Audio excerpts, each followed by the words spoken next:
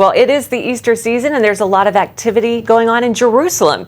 Inside the old city walls, discoveries at Herod's palace are captivating Jewish and Christian scholars. More than 2,000 years of history are recorded in one building. Now there's new evidence that it could actually be the place where Pontius Pilate tried Jesus. John Wagi explains.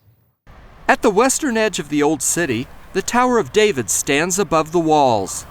16 years ago, archaeologists found a building while working on the Tower of David Museum. Records on its walls go back even before the time of Jesus and the Roman governor who sentenced him to the cross, Pontius Pilate. For years, experts suggested that Pilate handed down his death sentence from Antonia's fortress on the other side of the city, where the Roman soldiers were housed. But recent evidence uncovered here at the site of King Herod's palace indicates that the luxury-loving Pilate was more likely to have pronounced judgment here. Archaeologist Amit Re'em helped discover the palace site in 1999. He's familiar with the history on these walls, from Herod's time until the British put a prison on it in the 1940s.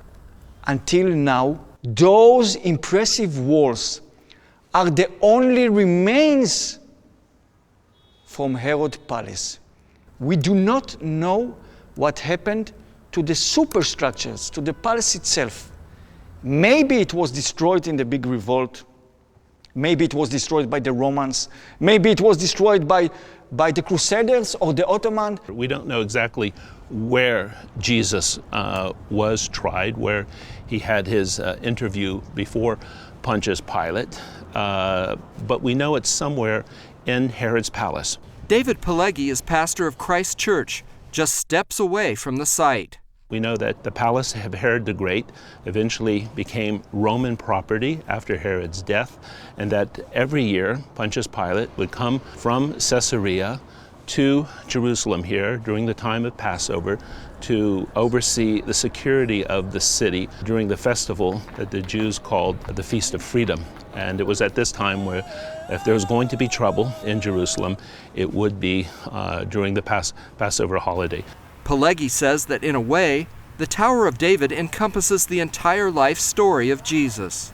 Scholars have been saying for half a century that the life of Jesus begins at the Tower of David, or what was then Herod's palace. That's when the Magi come to visit King Herod. And his life ends basically when Pontius Pilate sentences him to death, pretty much in the same location. So there's some very interesting irony in this story. Israeli archaeologist Renee Forestani is still struck by the power and opulence, even though she helped begin the digging. Jerusalem is like an onion. You peel it, and it never ends. But then you cry a bit, but not too much. That is what happens here. Pileggi calls the Tower of David the best museum in the city and says tourists would do well to start their journey here. Now we have the extra bonus of having the very place where Jesus was sent to execution by Pontius Pilate.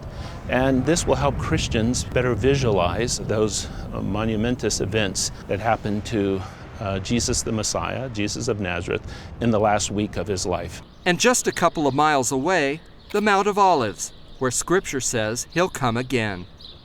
John Wagi, CBN News, Jerusalem.